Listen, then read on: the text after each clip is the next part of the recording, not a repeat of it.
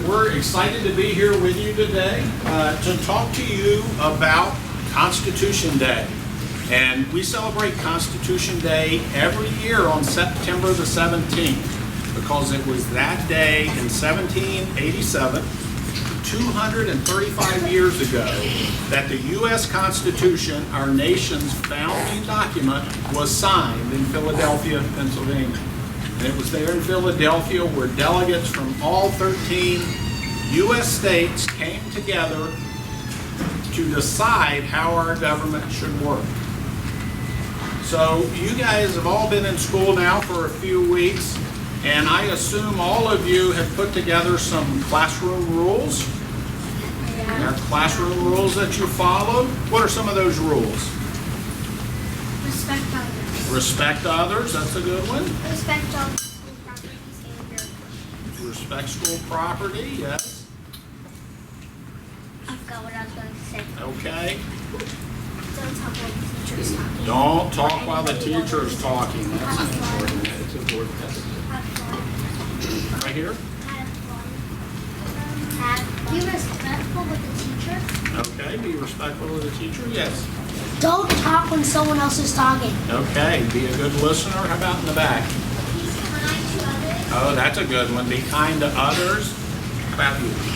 Using appropriate force levels when in the right situation. Using, Appropriate force levels. okay, appropriate force levels. Okay. Raising your hand when you want to talk. That's a good one. Raise your hand when you want to talk.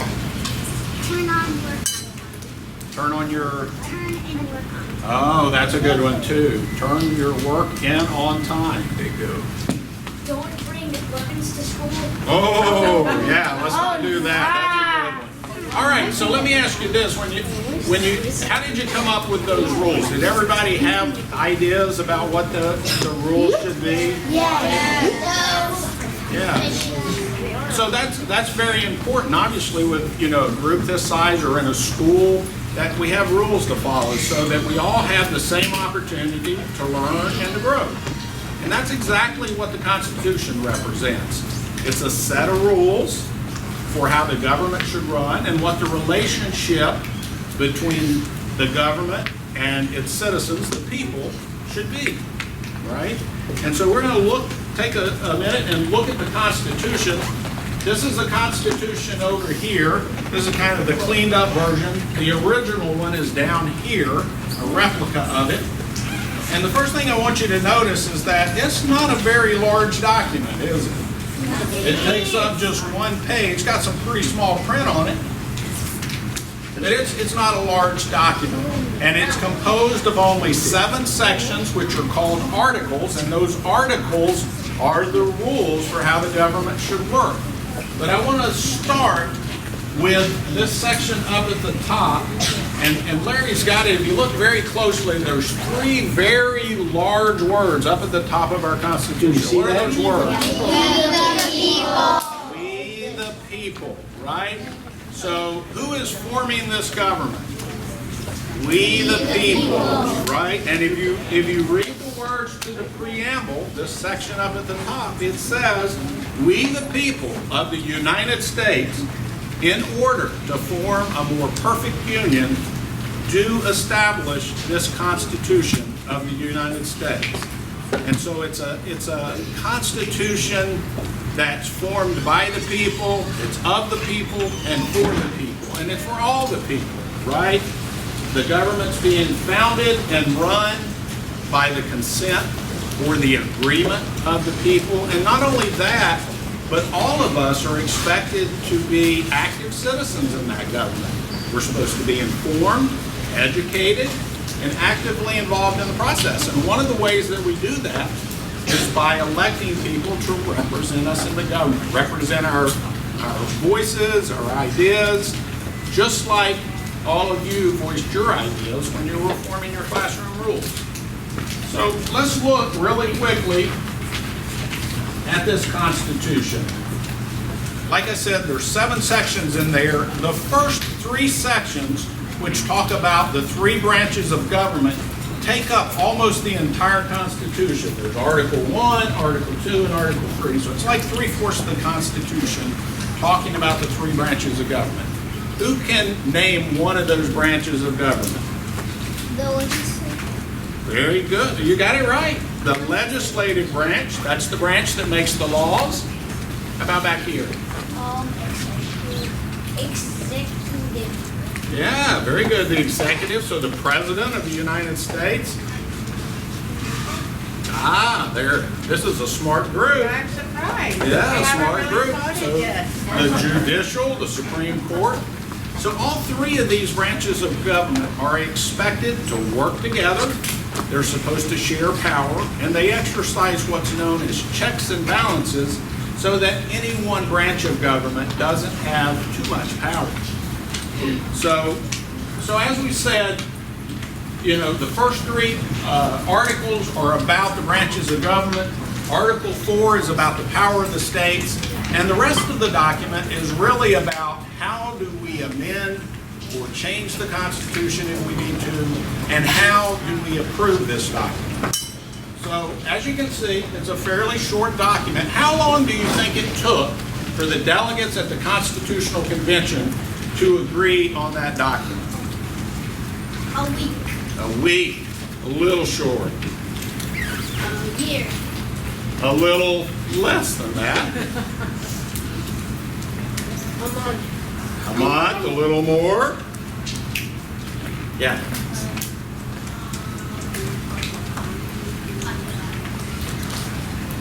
Right here. 5 months. 5 months. That's pretty close. It took 4 months. 4 months to agree on this document from May all the way to September 17th of 1787. So they finally all agreed and they all signed the document. So if you look at this original copy here, you can see all the signatures down at the bottom, right? So once they all agreed, and they all signed the document, was our Constitution officially approved then? Yes. It actually wasn't. And the reason why is because, as you can see on that document, there were only a few people that signed that document. And in fact, there were only 39 in total, so just a few delegates for every state. And in fact, one state, Rhode Island, didn't even have a sign. So what the delegates did is they actually inserted this last article, little short article, Article 7, that said, in order for this Constitution to be in effect, at least 9 states, or 2/3 of the states, have to approve it, because they wanted all of the people to have a voice in this document.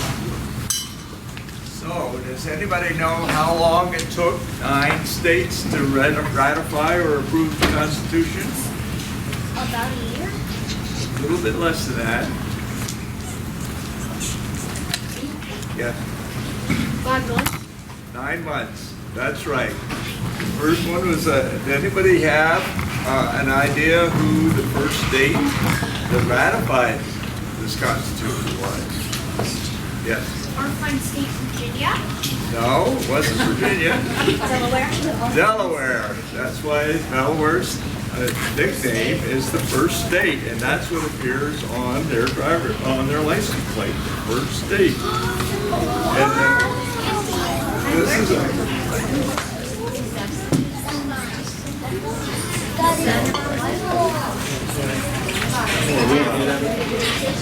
okay.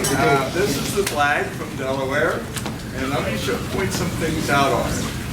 First of all, it has focused on here the sheath of wheat and corn and a cow that shows our agriculture, how agriculture is important in Delaware, and a ship for shipping.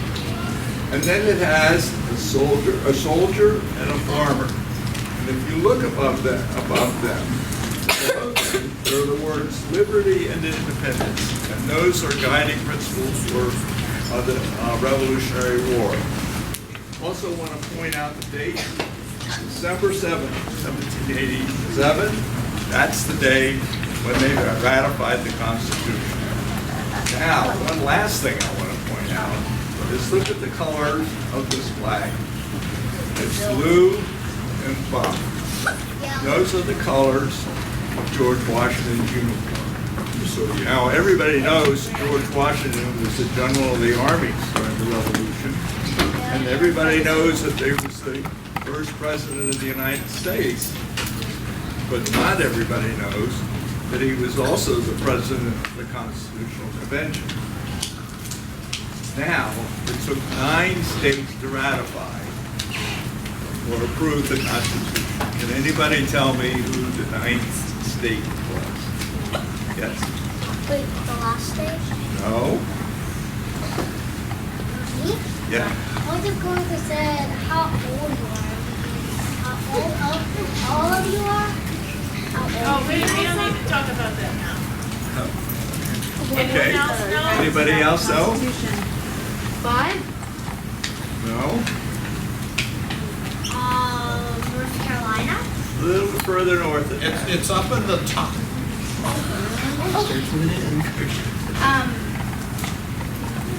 New York? No, not quite. Go ahead. Maine? No, it was New Hampshire. Now, not everybody knows that New Hampshire is the first state that declared independence from Great Britain. They did that 6 months before the Declaration of Independence. They set up their own government. The nickname for New Hampshire, or the motto, is live free or die. And those are words taken from one of their Revolutionary War heroes, General John Stark. Well, let's talk about their flag. Now, if you see here, there's a wreath around the seal. And that wreath stands for fame, honor, and victory. But if you look closely, you'll see stars. And there's 9 stars for the 9th state to sign the Constitution. And then in 1776 is when they declared independence. So also on here is a model of a ship, and that's the ship USS Raleigh, which was one of 13 frigates that was authorized by Congress that eventually became the United States Navy. So now, what happened to Virginia? Does anybody know when Virginia signed the Constitution? They were just a state. No? Anybody else? So was it second or third? They were the 10th state. The 10th state. They ratified the Constitution 4 days after New Hampshire. Now that was really important because Virginia at that time was the largest state. It had the most people and the most wealth. But what's more important than that is not the fact that they were the largest state and they had the most wealth and most people, but it was because a lot of our founding fathers came from Virginia. Okay. Fantastic. We've talked about a lot about the Constitution, how it's made up, we the people, all that good stuff. And we've talked about ratification, and it being able to approve it and all that good stuff. But we haven't talked about the founding fathers who created it, okay? And some of them were from Virginia. Now, I can start with President Washington, okay? Now, he was, I'll be right at you. He was the president of the Constitutional Convention, they would say. Now, he had to have had the most patience of any person on the face of this earth, because he fought an entire Revolutionary War with a Congress that could not levy taxes or raise revenue. And he fought a lot of contributions paid his soldiers, okay, from wealthy colonists, okay, and not Congress. He couldn't outfit his men. Like, guess who were really outfitted well with equipment and outfits and things? Do you know? The British. Yeah. That's what you were going to say. I saw it started with the B. Yeah, right. The British, okay. So he had to have patience. But he also said one requirement. Of course, now the Revolutionary War is over. He says, I want to be president of the Constitutional Convention because I do want to oversee a little stronger central government, something that we could probably raise money, to do. So anybody been to Mount Vernon? You can get out there and see his house and go inside and everything. Look at it differently the next time. He really fought for we the people, okay? And this Constitution as well. Yeah, you have a question? Was George Washington born in Virginia? Was he, what in Virginia? Was he born in Virginia? He was Was he born? I think he was, yeah. 1732. Yeah, we're down around Fredericksburg. A little east of Fredericksburg. Yeah. Do you have a question?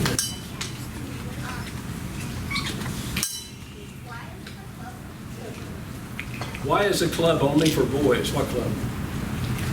The Sons of the American Revolution. Oh, the Sons of the American Revolution. Because the daughters have their own club. And the children Yeah. have their own. And they do. Up to age 22, and then they have to belong to either the sons or the daughters. Okay. So yeah, we're equal. Okay. And only there's a lot more women DARs. Yeah, it's really than not there are equal. men. Okay, it was a good question. Thank you. Thank you very much. Okay, I want to talk about two additional people. Okay, and one of them is James Madison. Right? He saw it right here. Yeah. Okay. How many people think it looks like Thomas Jefferson? I don't know what it is, but that is James Madison. You know, if he was standing in front of you, he would probably be about this tall. Then you would know that he's James Madison. Thomas Jefferson was this tall, okay? And he had red hair, okay? But he was a writer, and I think that he was in Europe at the time that the Constitution was made.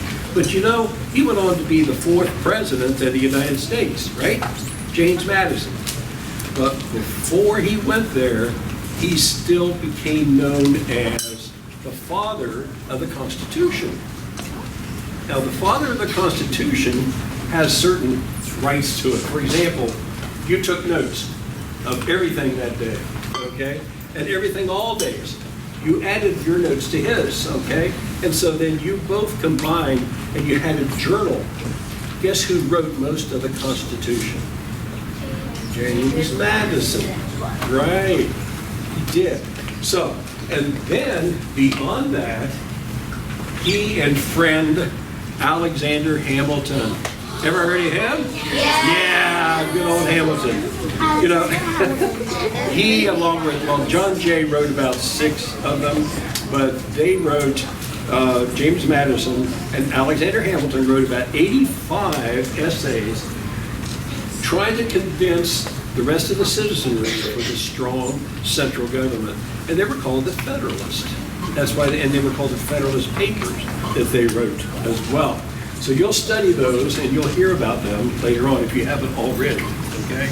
So, we've got a little thing from Alexander Hamilton, the play, okay? And the lyrics go like this. My client needs a strong defense. You're the solution. Who's my client? The new U.S. Constitution. A series of essays anonymously published defending the document to the public. Doesn't that sound like Hamilton? It does. Yes, it does. Here's a quote from Hamilton from the Federalist Papers. Yes, let me read that. It's in the Federalist Papers. It says, a sacred respect for the constitutional law is the vital principle, the sustaining energy of a free government. Okay, no truer words were ever spoken. Okay? Now, we've got another person. Who would I be talking about? Have any idea? Yeah. Who? No, not Thomas. He's still over in Europe. He's having fun. Yes. No. No. That's a good guess.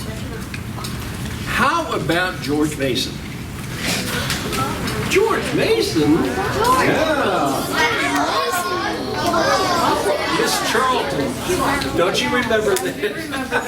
This was a 4th grade project 7 years ago in Miss Charlton's class. And it hung right there on that wall, and that is a life-size depiction, okay, of George Mason. Yes, George is the one he's got a university named after him, right?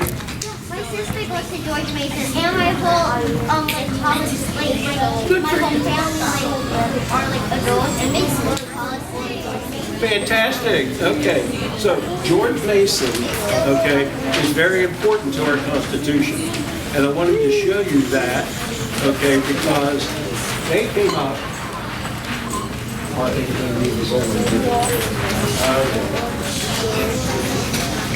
George Mason is the first one to come up with something like this.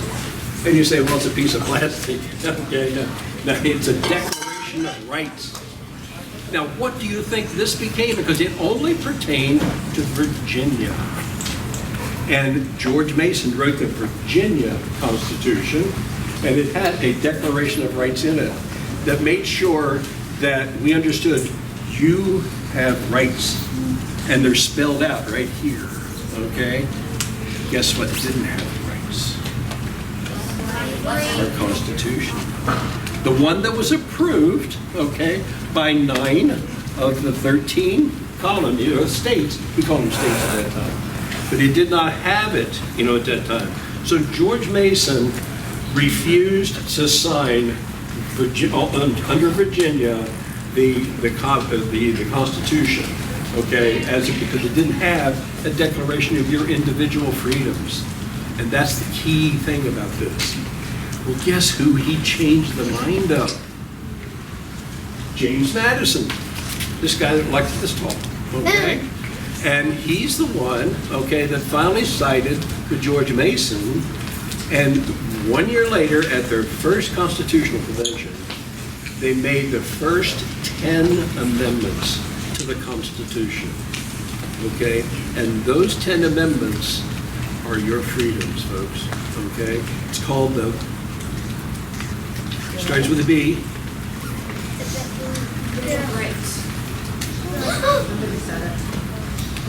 Okay, anybody? Bill of Rights. I got it. Oh, my hair's backwards even. It's from... Right there. Thank you. Smart. Ah, you mean you had it up there? The Constitution, Bill of Rights. Oh, that's true. Okay. That's how we do it. Okay, so basically, George Mason and James Madison, along with Alexander Hamilton, they're really good playwrights, okay? So they did a very, very good job. And oh, by the way, how many people have seen Hamilton? Have you heard the tape, and things like this? You've heard of the song. Do you know that's how we used to learn history before we could read? And you're doing the same thing. I'll bet you know a lot more about history and about Alexander Hamilton's role in it by participating in any of the output of that play, okay? So, now it's time for Forrest. I have rights. You have rights. You have rights. We all have rights. We just mentioned the Bill of Rights. But anywhere in the 7 articles or preamble of the Constitution, does it mention those rights? No. What this tells us is about our government, the 3 branches. But there is a provision in the Constitution under Article 5 recognizing that this document may not be perfect. And it's not. In fact, if you have seen the play Hamilton, there's a line in there that says exactly that. The Constitution is a mess, so it needs amendments. It's full of contradictions, so is independence. We have to start somewhere. What are we waiting for? We won the war. What was it all for? What was it all for? The first 10 amendments were written and ratified 5 years after the original Constitution was ratified. 5 years. And those Bill of Rights gave you, me, all of us rights, individual rights. Not just the government, it's us. Any idea what those rights are?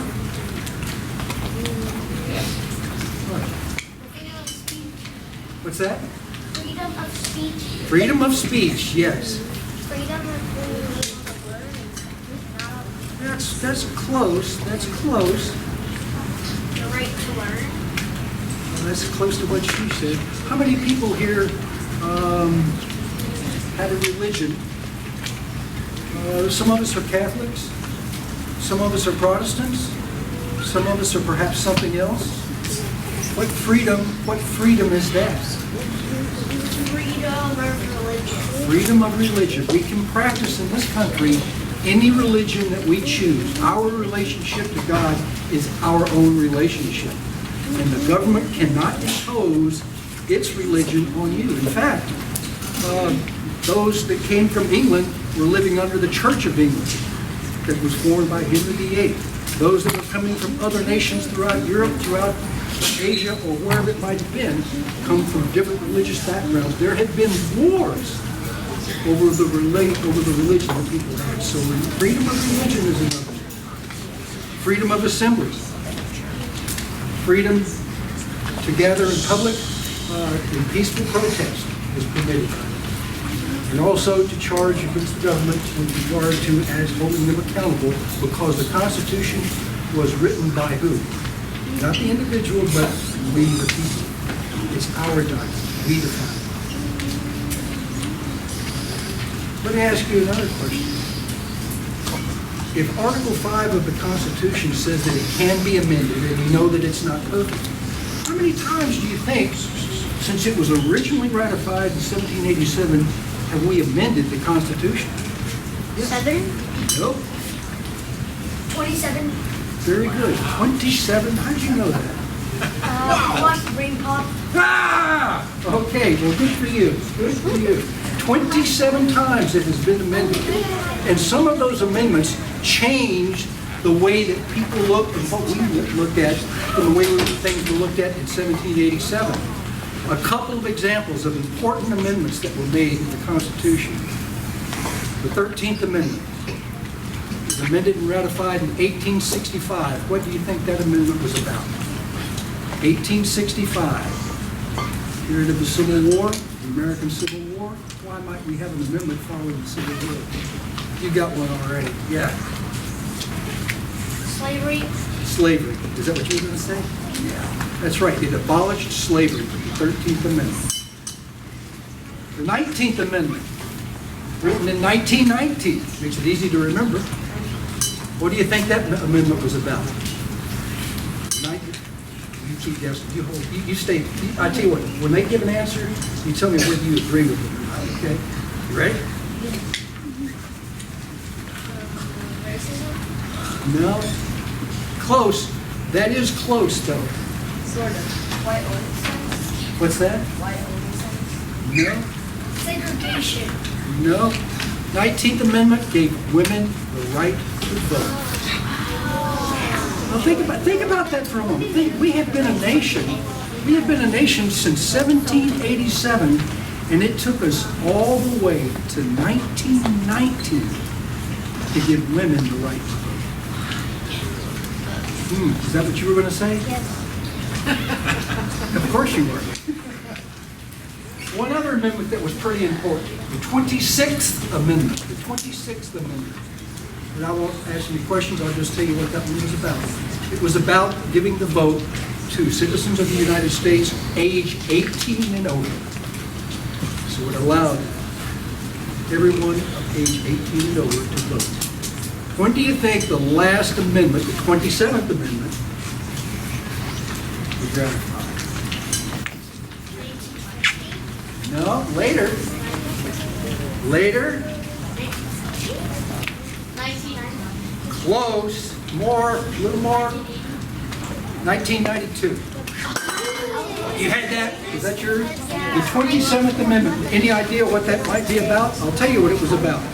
It was about pay for Congress and how that was going to be implemented and whatnot. But what's interesting about that is that it was a 19-year-old student who had just earned their right to vote under the previous amendment, 26, a few years earlier, who launched a national campaign for the ratification and the approval of that amendment.